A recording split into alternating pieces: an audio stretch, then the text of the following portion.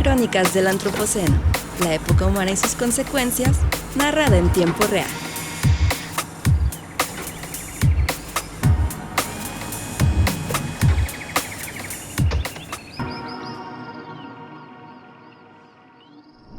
Hola y bienvenidos a Crónicas del Antropoceno. Yo soy tu anfitrión Víctor González Quintanilla y me acompañan esta semana Coco Vargas.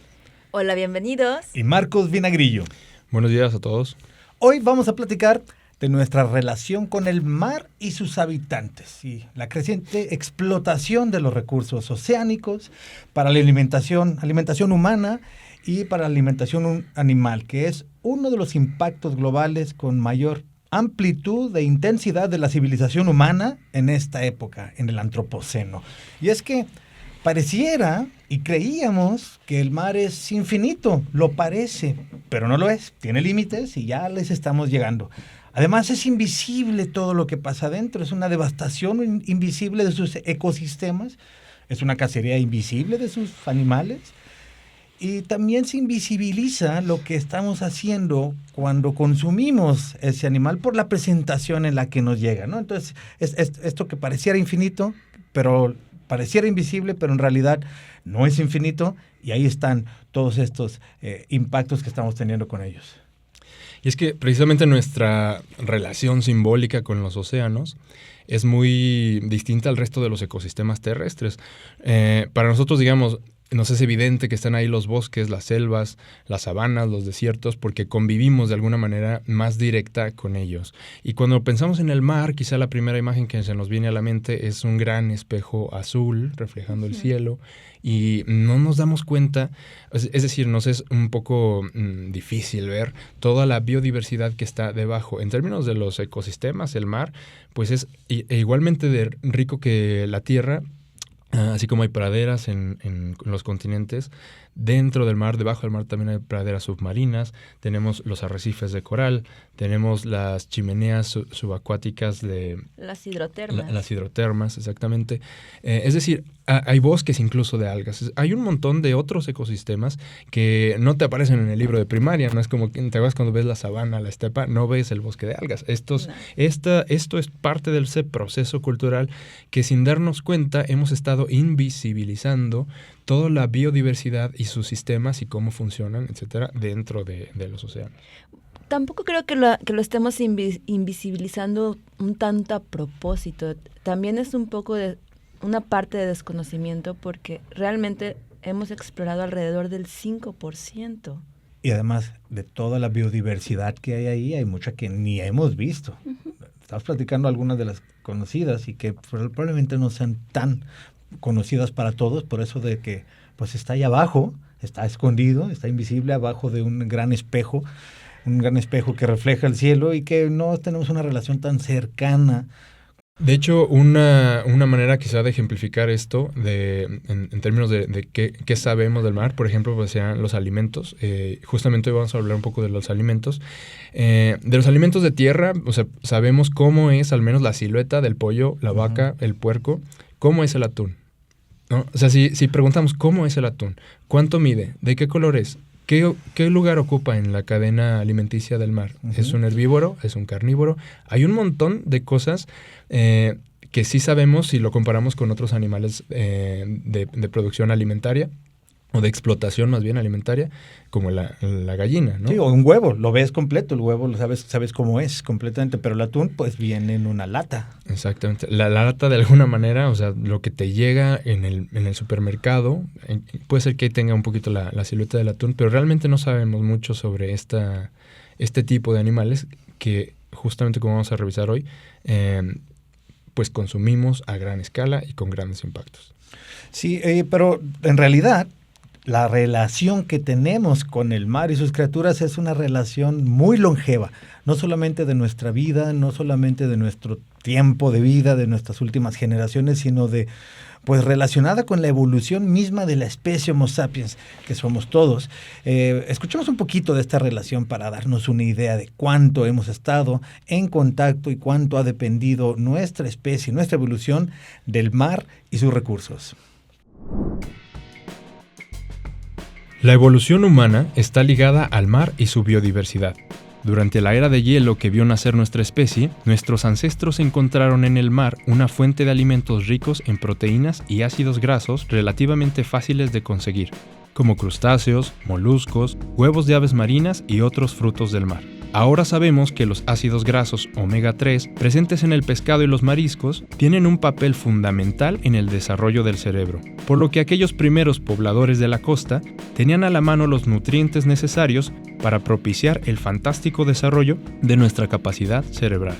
Los descubrimientos de conchas cocinadas a las brasas y de otros restos marinos nos ayudaron a trazar la ruta migratoria que nuestros ancestros caminaron a lo largo de las costas del sur de África hacia Europa, Asia y Oceanía. Desde entonces, nuestras innovaciones tecnológicas como la pesca, la navegación, el enlatado y la refrigeración nos han permitido mantener en el menú platillos marinos que son parte inseparable de nuestra dieta y cultura. Sin embargo, aunque tenemos nuevas tecnologías para el proceso, en esencia la forma como obtenemos la mayoría de los alimentos del mar continúa siendo una forma de cazar la biodiversidad silvestre.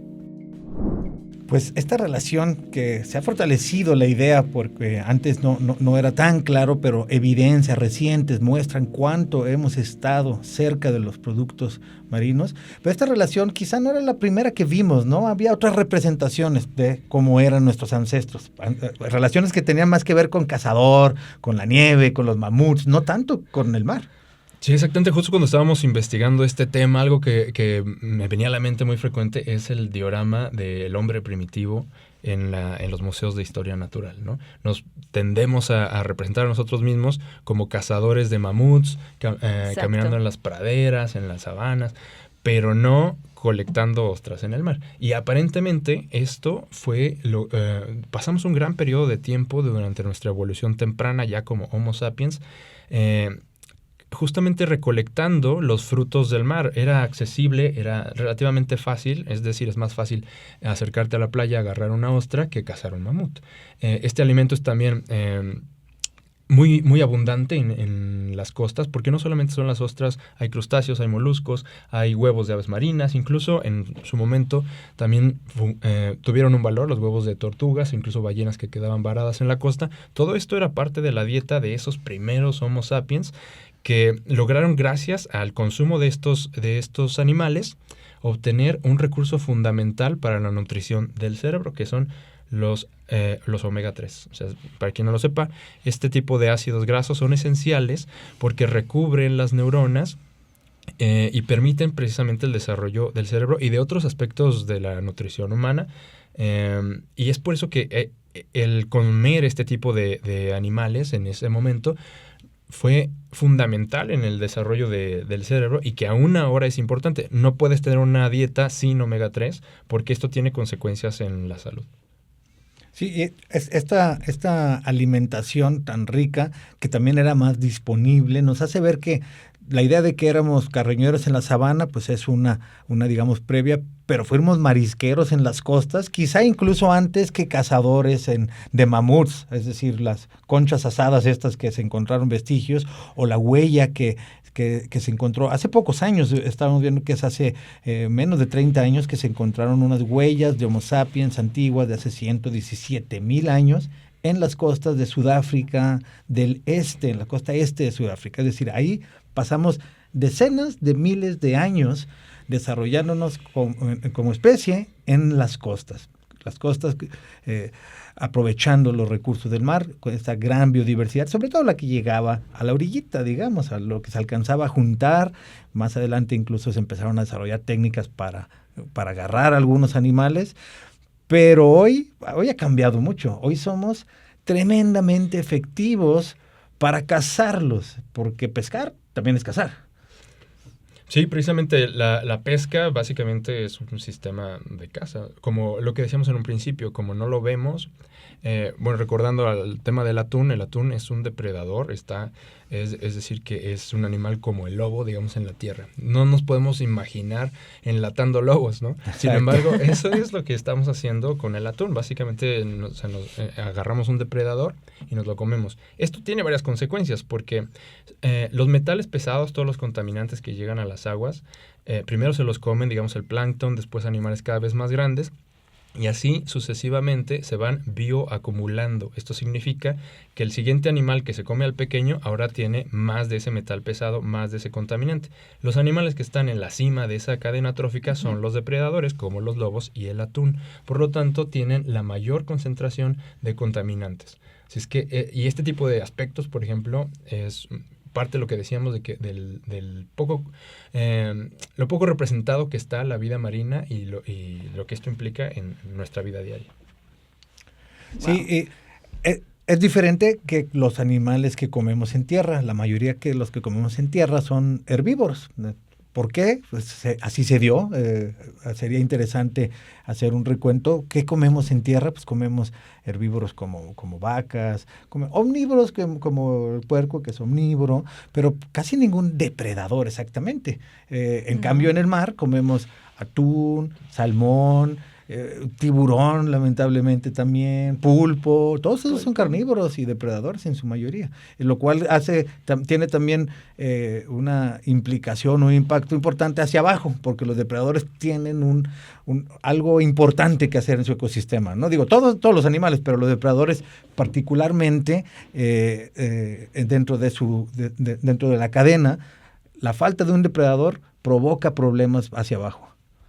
Y bueno, ahora analizando cómo los atrapamos, cuál es la forma como estamos acercándonos a este alimento, pues básicamente estamos declarándole la guerra al mar. Para empezar, todas las tecnologías, todos los avances científicos, tecnológicos que utilizamos ahora en la industria pesquera, pues son producto de las guerras. O sea, las naves, los botes, el sonar, el radar, los helicópteros, incluso la bomba atómica primero se probó en los océanos, como si no fuese importante devastar toda esa biodiversidad.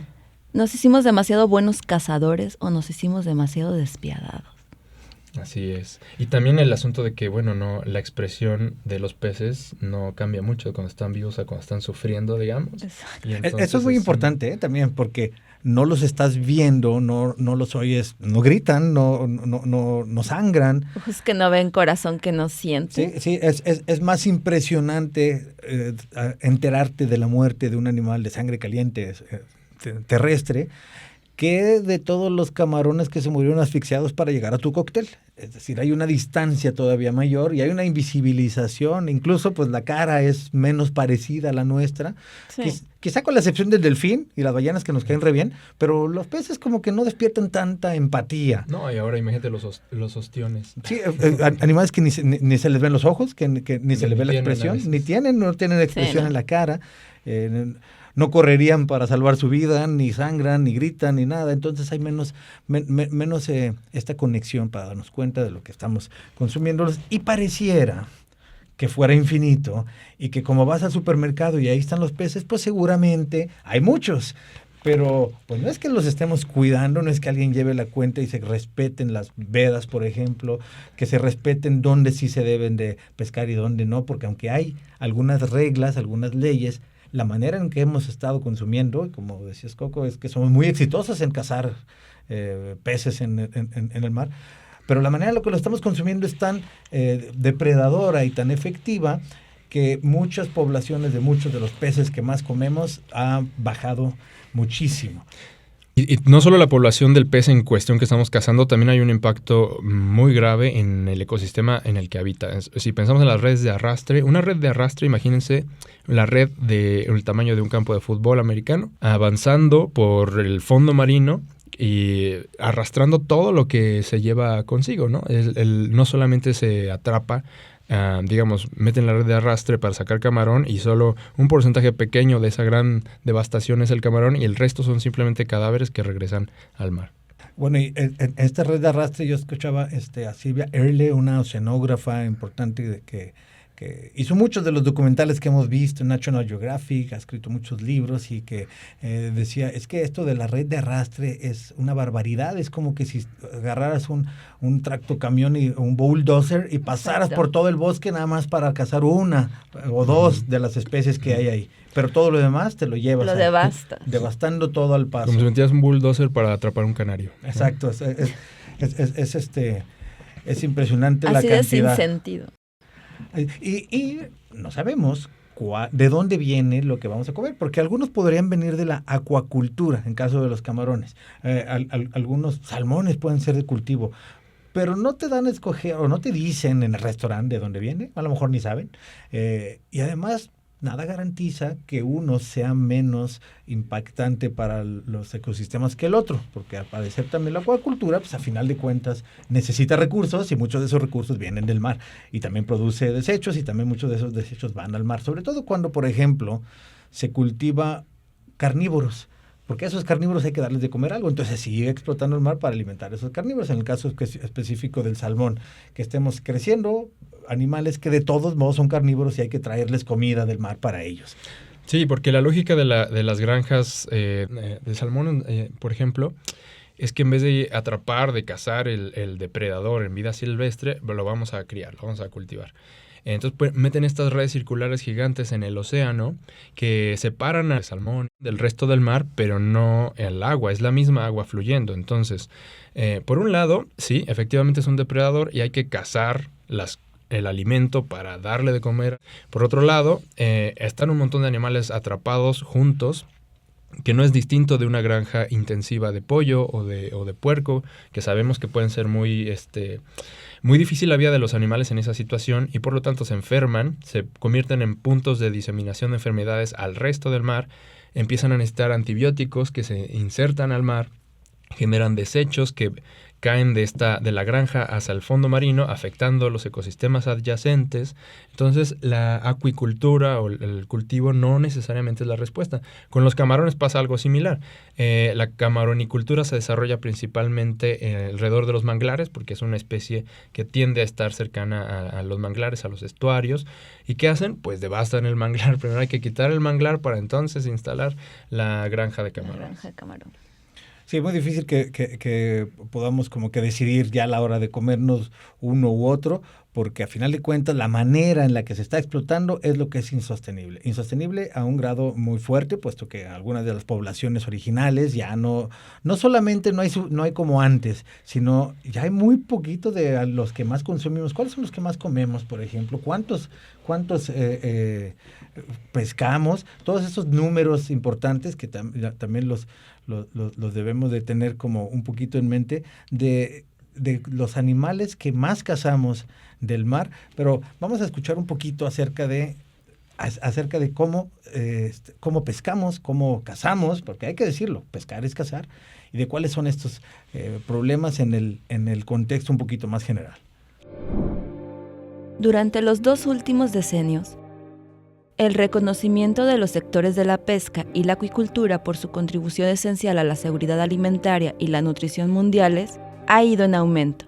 Desde la antigüedad, la pesca constituye para la humanidad una fuente importante de alimentos y proporciona empleo y beneficios económicos a quienes se dedican a ella. Sin embargo, se consideraba a los recursos acuáticos como un don ilimitado de la naturaleza. Ahora este mito se ha desvanecido para constatar que los recursos acuáticos, aun siendo renovables, son limitados y su aprovechamiento tiene que someterse a una ordenación adecuada para que su contribución sea sostenible. Durante décadas, debido al espectacular aumento de la contaminación, las técnicas abusivas de pesca en todo el mundo y la pesca ilegal, no declarada y no reglamentada, las capturas y desembarques disminuyeron y muchas poblaciones de peces se vieron afectadas drásticamente. Para fomentar una pesca sostenible a largo plazo, en 2011, la FAO impulsa un enfoque ecosistémico, haciendo relevante la idea, no es lo que se hace, sino cómo se hace. No es lo que se hace, sino cómo se hace. Y sería interesante analizar esta frase en sus dos partes. Empecemos, ¿qué se hace y cómo se hace? ¿Qué se hace? ¿Qué tanto comemos del mar? ¿Qué tanto de lo que comemos tiene origen acuático? Así algunas cifras o algunas proporciones para darnos una idea. Pues de acuerdo con la FAO, Vic, recientemente digo en el 2022 porque todavía no hay datos del 2023, se supone que nos estamos alimentando con cosas de origen acuático mucho más que antes, mucho más que nunca. ¿Qué es más que nunca? pues más o menos alrededor de 20 kilos per cápita más. 20 kilos al año cada persona, de acuerdo con cifras pues de la Organización para las Naciones Unidas, para la Alimentación y la Agricultura, la FAO, que reúne información de todo el mundo. Que esto es más o menos el doble de lo que consumíamos hace 50 años. Ha aumentado por lo menos el doble per cápita. Per cápita. Y además ha aumentado la población. Así que la cantidad por eso decíamos al principio, la amplitud y la intensidad con la que explotamos estos recursos ha ido en aumento a una proporción que no nomás ha sido poco a poco, fue de golpe en los últimos años. Lo que hablábamos si hablamos del antropoceno, de las consecuencias de esta época humana, se han aumentado y se han intensificado en los últimos 50, 70 años, desde la mediados del siglo XX, en muchas cosas. Es decir, hay la gráfica de cómo ha aumentado la contaminación, el uso del agua, la generación de desperdicios. En todos los temas ha aumentado muy rápido la gráfica, se ve que aumenta mucho desde los 50 del siglo pasado. También en esto, en consumo de especies marinas, que son muchas, no solamente es el atún, que es uno de los que más comemos, y el salmón, pero ahí estamos hablando de crustáceos, de moluscos, de muchos. Ha aumentado más del doble en el consumo en los últimos 50 años. Y a eso hay que sumarle el aumento de la población. Sí, el informe salió en el 2022, pero este dato es del 2020. Los 20 kilos son del 2020. Sí, es suficientemente actual para darnos una idea. Y también recordemos que esto, aunque estas son cifras que estamos dando de manera general, hay una diversidad cultural muy amplia. Exacto. Y el consumo de pescado en diferentes grupos sociales es distinto, también a lo largo de la época del año, porque, estamos grabando este episodio en la época de Pascua, y aquí se dispara el consumo de pescado, que curiosamente, en términos de por qué sí se puede comer pescado en esta época, ¿no? ¿Por qué ese sí? ¿Por qué los recursos del mar parecieran no tener una veda, ¿no? En este término? Pero bueno, eso sería otra cuestión. Otra historia. Que analizar. El asunto es que el consumo de pescado ha aumentado, y esto también varía dependiendo de la sociedad. Y por ejemplo, los mexicanos, ¿cuánto consumo de acuático tenemos? Pues más o menos entre 12 y 13 kilos de pescados y mariscos por persona al año, por ejemplo. Esto es menos de lo que consumimos en carne de res, pollo, puerco. O sea, sigue siendo mucho menor nuestro consumo de este tipo de productos que lo demás. ¿Y qué tipo de este tipo de alimentos son el atún? Es el atún, especies, el atún, el camarón, la mojarra o la tilapia son los que normalmente los mexicanos consumimos. Y recordemos que el mercado del pollo, o sea, el pollo es la especie más abundante en términos de... Hay más pollos que humanos, hay más pollos que otra cosa en el planeta. Y esto es porque la industria alimentaria del pollo hay mucha, digamos, es fácil consumirlo, está en todos lados. Casi todo sabe a pollo ya incluso, ¿no? Sí. En la cultura decimos, justamente porque consumimos muchísimo este animal. Por lo tanto, claro, todas las demás especies están debajo, pero... no dejan de tener un grandísimo impacto, ¿no? En la industria pesquera. También podemos decir que la producción mundial en el tema de las pesquerías sí ha aumentado en un 89%. ¿Qué es este 89%? Son 157 millones de toneladas. Y este es para destinada solamente al consumo humano directo. Y esto ha cambiado a partir de los 60s, que solamente se producía un 67%. Entonces, pues bueno, sí ha habido un cambio drástico. Y también algo que no nos faltaría mencionar es que la industria pesquera no solamente tiene un impacto ambiental, tiene un fuerte impacto social. En el ejemplo que damos de una granja, por ejemplo, que genera todos estos contaminantes al mar que lo rodea, pues todas las comunidades que dependen de ese mar, de esos recursos marinos, se ven afectadas porque las poblaciones de lo que ellos pescan pues se ven alteradas. Entonces, a veces también hay desplazamientos por la instalación de industrias, hay conflictos porque hay zonas de veda. También recordemos que muchas especies entran en un territorio de aguas internacionales que es un vacío legal, es decir, todos los países pueden ir ahí y, digamos, de alguna manera entrar en una especie de guerra de ver quién gana los recursos primero. Y esto, si lo cruzamos con el ciclo de vida de las especies, o sea, hay peces que se tardan 10 años en entrar en estado reproductivo. Por lo que en esos 10 años no deberían ser cazados. Necesitamos que lleguen, se reproduzcan y entonces dejen más peces para el futuro. Pero esto no es lo que pasa. Lo que sabemos es que como está esta presión tan grande en términos de todos los países quieren también cazar algo, capturar recursos marinos, las especies empiezan a ser cazadas, cazamos fuera de la temporada de veda, durante temporadas de apareamiento, ejemplares, hembras o las crías, etcétera. No dejamos que los recursos marinos logren recuperarse, ¿no? Esto en cuanto a intensidad. Y en cuanto a amplitud, leía, por ejemplo, un estudio que hicieron y que se publica en la revista Science, un grupo de investigación encabezado por David Kreutzmann, dice que después de procesar información de más de 70,000 embarcaciones de pesca industrial, 70,000, imagínate nada más, 70,000 embarcaciones de pesca industrial, encontraron que por lo menos 55% de la superficie marina es objeto de explotación industrial. Es decir, 4 veces más que la superficie dedicada a la agricultura. Ese es el grado de intensidad y de amplitud con el que se está explotando a los recursos del mar. Además, que los océanos de nuestro planeta están bajo asedio de otros impactos antropocénicos de la civilización humana, y muchos de estos impactos van a agravar todo lo que hemos dicho.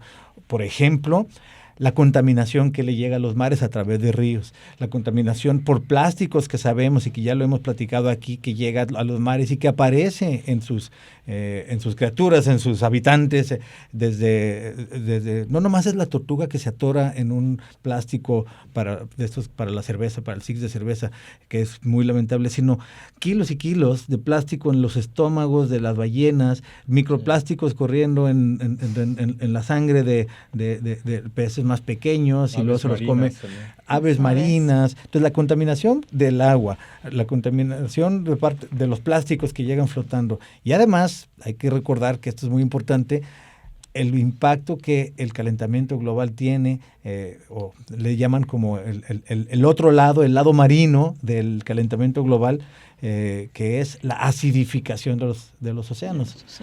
O sea, se están llenando de CO2 y se están entibiando más allá de lo que estaban acostumbradas todas esas especies naturalmente. Entonces, todo eso son presiones adicionales que están recibiendo. Además de que nosotros estamos cazando las especies, están recibiendo todas estas presiones también. Pues, ¿qué se puede hacer? ¿Hacia dónde ir? ¿Cuál pudiera ser un futuro más armónico de nuestra relación con el mar? ¿Qué podríamos hacer mejor? Pues no sé si armónico, pero justamente ahora se está buscando ir hacia lo que se llama una transformación azul, Vic. ¿Qué es esto de la transformación azul? Pues se refiere a un conjunto de medidas, políticas y estrategias que tratan de ampliar y mejorar de manera sostenible los sistemas alimentarios acuáticos. ¿Con qué fin? Bueno, no solo con el de conservar, sino también para incrementar la contribución de los productos acuáticos para la asequibilidad y la accesibilidad de las dietas saludables, impulsando a la vez el crecimiento equitativo de nosotros, las sociedades. ¿Por qué? Porque esto se alinea mucho, no un poco, con los objetivos de desarrollo sostenible, y tiene que ver con no dejar a nadie atrás. Uh-huh. Sí, o sea, sabemos que los productos del mar son una fuente de proteína importantísima para toda la civilización humana. Uh-huh. Y sabemos que es necesario seguir consumiendo pues esa cantidad de proteína, pero que la manera en la que lo estamos haciendo no es sostenible. ¿Qué podemos hacer? Estos son algunos de los planes. Los objetivos de desarrollo sostenible engloban muchas de las cosas que queremos hacer en muchos de los aspectos sociales y ecológicos, porque si antes creíamos que era infinito, y ya sabemos que no lo es, pues ahora sabemos que tenemos que cuidarlo muchísimo porque nosotros dependemos mucho, nosotros me refiero a los seres humanos, pero también la biodiversidad de todo el planeta, el clima del planeta, dependemos muchísimo de la salud que tengan los mares y sus habitantes. Silvia Earle, para poner ahí un poquito su voz, dice, y tiene muchas citas muy buenas, pero vamos a poner una nada más, dice, sin agua no hay vida, sin azul no hay verde.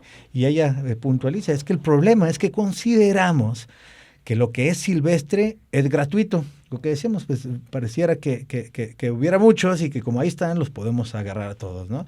Que ahí está para tomarse. En el caso del mar pareciera que sobra, pero pues no, si se acaban y los estamos llevando a cierto colapso. Pero bueno, esta manera de explotar los recursos marinos no sostenible, tenemos que buscar mejores formas. Pues bueno, algo que quieras agregar, Marcos. Sí, yo creo que podemos retomar el hecho de que hace falta todavía un trabajo de sensibilización respecto a cómo funcionan los ecosistemas marinos, qué es lo que estamos comiendo, qué es lo que está pasando ahí abajo, cuál es nuestra relación con ello. También hay que reconocer, sí necesitamos los omega 3, pero hay lo que se puede hacer es tener una dieta muy variada, a través de la cual no solo se consuman de los recursos marinos, sino que a través de otras fuentes nutricionales. Esto es importante, entonces hay que encontrar maneras de variar la dieta. Y también, bueno, no todas las pesquerías son malas, digamos, no todo tiene el mismo impacto. Está la pesca artesanal, están muchos movimientos a nivel local que buscan precisamente tener una forma de pescar de la manera más sustentable posible, que tome en cuenta también a las sociedades, a las comunidades que dependen de esto, que están ligadas al mar, y esto es algo que todavía tenemos que trabajar y buscar la manera de incorporarlo en nuestros sistemas de consumo.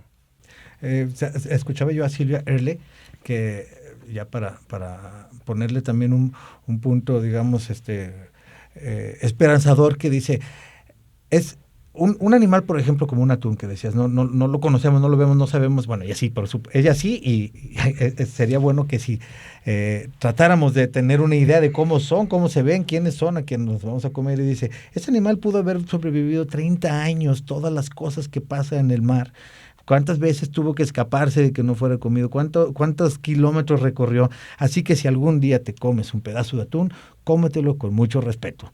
Pues bueno, yo creo que con eso cerramos el tema de hoy. Si están de acuerdo, agradezco mucho que nos acompañen, que nos están escuchando a través de las plataformas de podcast o que nos están viendo a través de YouTube.